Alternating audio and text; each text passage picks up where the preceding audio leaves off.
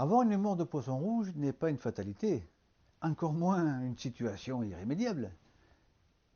Si la gestion du temps est l'une des clés de la performance pour les managers, pour les dirigeants, pour les cadres, pour les étudiants et bien d'autres personnes, la gestion de la mémoire, c'est au moins aussi important pour l'efficacité personnelle et pour le succès. Pensez aux pertes de temps qui sont liées aux oublis d'informations essentielles en réunion, celles qui vous obligent à constamment devoir relire vos emails ou vos notes, sans parler de ces rendez-vous oubliés qui peuvent aussi s'avérer contre-productifs, au moins autant que les interruptions incessantes de travail, la surcharge des agendas ou même les incessants changements de priorité.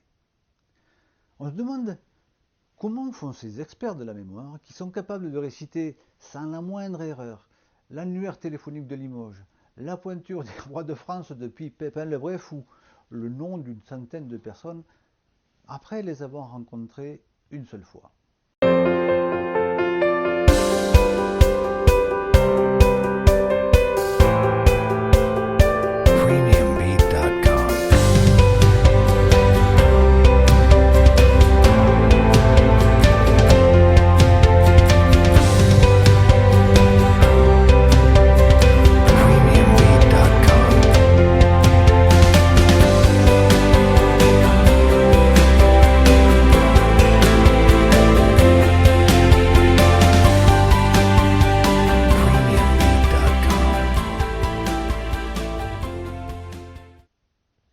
Eh bien, tout le monde peut y parvenir, moyennant un peu d'entraînement. Que ce soit bien clair, il y a peu de chances que vous ayez besoin de retenir l'annuaire de Limoges, à moins que vous y trouviez un intérêt particulier. Il est quand même beaucoup plus facile d'aller chercher ce type d'informations sur le net quand vous en avez besoin. Le problème avec la mémoire, c'est que si vous n'entraînez pas votre cerveau, et plus particulièrement le cortex préfrontal, celui où réside la mémoire de travail.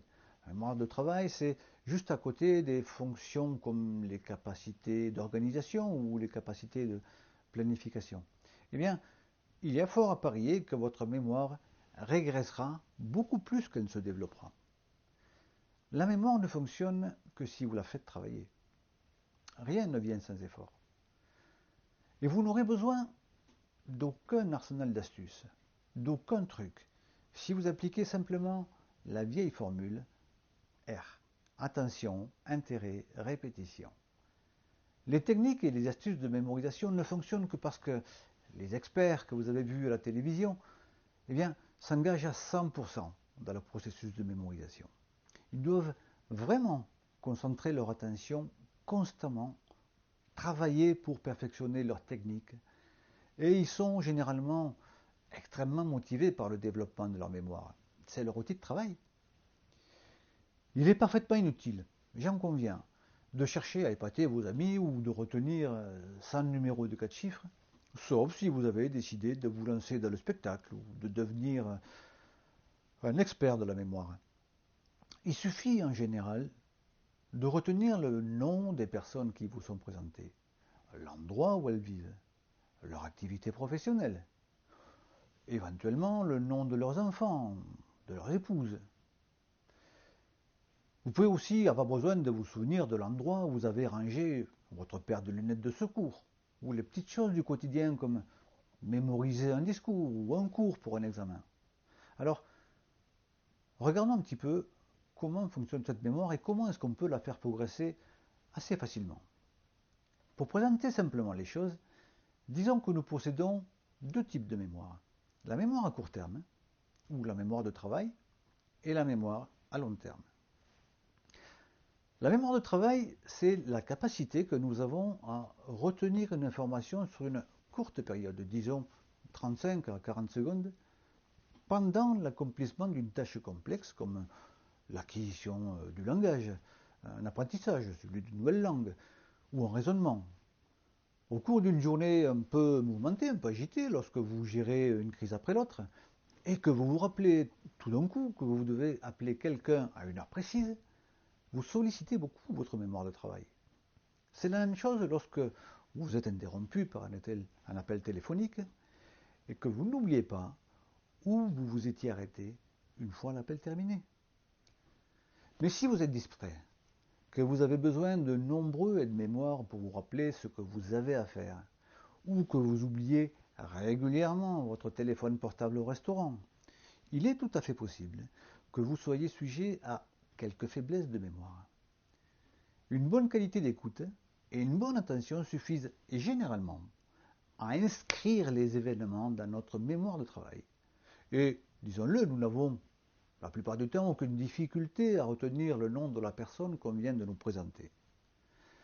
Mais si vous ne faites pas un effort pour transférer cette information dans la mémoire à long terme, elle sera rapidement oubliée.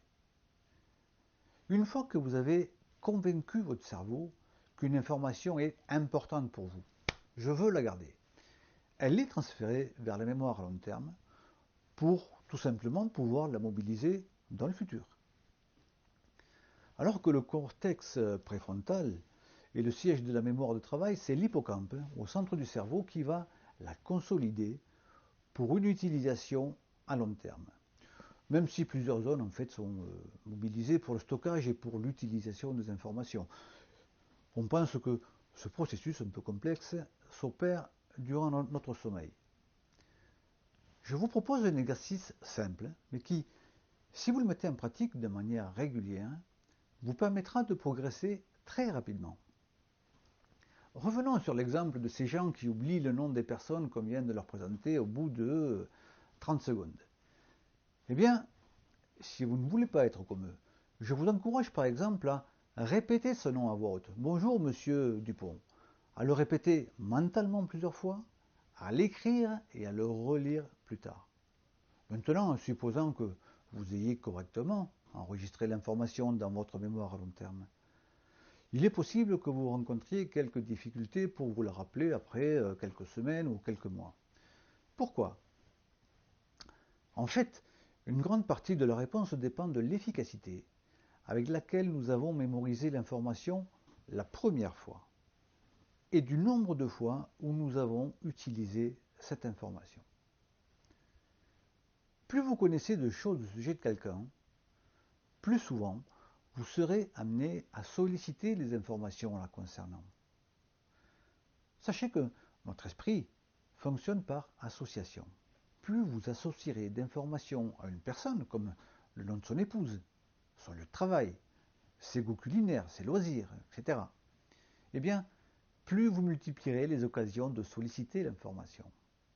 Plus tard, lorsque vous chercherez à retrouver le nom de la personne, vous pourrez penser à celle qui vous l'a présentée, au lieu où vous l'avez rencontrée, ou encore aux dizaines d'informations qui se rapportent à cette personne. Il est possible alors que l'un de ces éléments aille stimuler le souvenir de son nom de la mémoire à long terme. Deux événements qui surviennent de manière simultanée seront associés dans notre esprit. Sans vouloir généraliser, je pense que c'est la raison pour laquelle les femmes possèdent une meilleure mémoire des noms. Ben oui, elles semblent sincèrement accorder plus d'attention aux personnes. Je sais, par exemple, que lorsque moi je rencontre une personne, je lui pose peu de questions. Parlons de la pluie et du beau temps, de sport, de l'actualité, mais au final, fort peu de la vie privée.